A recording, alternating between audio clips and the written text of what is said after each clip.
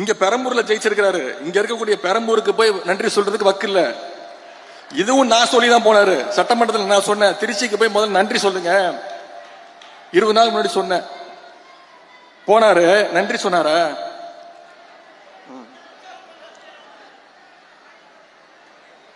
பொதுவா ஒரு முதலமைச்சர் ஆனதுக்கு பிறகு நம்முடைய தலைவர் இந்த 5 வருஷத்துல எந்த மாவட்டத்துக்கு போனாலும் அந்த மாவட்டத்துக்கு புது திட்டங்களை போய் அறிவிப்பாங்க.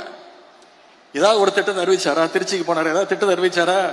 ஒரு திட்டமும் கிடையாது. திருச்சி கிழக்குல இன்னும் 6 மாசத்துல இடைத்தேர்தல் வரப்போகுது. அதுக்கான பிரச்சாரத்துக்காக போயிட்டு அவர் எப்ப வாயை திறந்தாலும் அவர் வாயிலிருந்து வர வார்த்தை ஒன்னே ஒண்ணுதான், எல்லாத்துக்கும் காரணம் திமுக தான். திருச்சியில் அவர் பேசுற பேச்சை கேட்டு இன்னைக்கு தமிழ்நாட்டு மக்கள் தலையில அடிச்சுக்கிறாங்க. இவரெல்லாம் ஒரு முதலமைச்சரா தேர்ந்தெடுக்குமே இன்னைக்கு தலையில அடிச்சுக்க ஆரம்பிச்சுட்டாங்க. சொல்றாரு, அதுல கோபம் வருது அவருக்கு. கவர்ச்சியால தான் ஆட்சிக்கு வந்தீங்கன்னு என்ன பார்த்து சொல்றாங்க அப்படின்னு முதலமைச்சருக்கு, சிஎம் சாருக்கு கோபம் வருது. சரி, கவர்ச்சியில் ஜெயிக்காம நீங்க எதை வச்சு ஜெயிச்சீங்க சொல்லுங்க பாப்போம். ஏதாவது ஒரு 2 காரணம் சொல்லுங்க பாப்போம். கலைஞர் மாதிரி இந்திய எதிர்ப்பு போராட்டத்தில் கைது பண்ணி போராட்டம் பண்ணி ஜெயிலுக்கு போயிட்டு வந்தீங்களா? சரி, எங்க தலைவர் மாதிரி மிசா கொடுமையில 1 வருஷம் உள்ள இருந்து வந்தீங்களா? கட்சி ஆரம்பிச்சே 2 வருஷம் தான் ஆகுது. மாநில உரிமைகளுக்காக என்னைக்காவது குரல் கொடுத்திருக்கிறீங்களா? ஒன்றிய பாஜக அரசு ஏதாவது குரல் கொடுத்திருக்கிறீங்களா? பின்ன வேற எதை வச்சு நீங்க ஆட்சிக்கு வந்தீங்க? ஏதாவது ஒரு போராட்டம் பண்ணிருக்கீங்களா?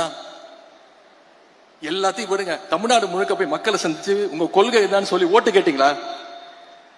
உங்க வேட்பாளர் பேர் உங்களுக்கு தெரியுமா? எதுவுமே தெரியாது. இதைத்தான் எங்களுடைய தலைவர் அவர்கள் கவர்ச்சி அரசியல் எங்களுடைய தலைவர் அவர்கள் சொன்னாங்க. அது மட்டும் இன்னொன்னு சொல்றாரு, அவர் வாயில நல்லா வந்துருமா? வாயில என்ன வரும்? தமிழ்நாட்டு மக்கள் வாயில நிறைய வரும். தமிழ்நாட்டு மக்கள் காத்துக்கிட்டு இருக்காங்க, இந்த முதலமைச்சர் வாயில ஏதாவது ஒரு நல்ல வார்த்தை வருமா அப்படின்னு, ஏதாவது ஒரு திட்டங்கள் வருமான்னு இன்னைக்கு காத்துக்கிட்டு இருக்காங்க. இது வரைக்கும் உருப்படியா ஒன்னும் வரல. எந்த பிரச்சனையை கேட்டாலும் திமுக வெர்சஸ் தாவேகா, எதை பத்தி கேட்டாலும் திமுக செய்கின்ற சதி.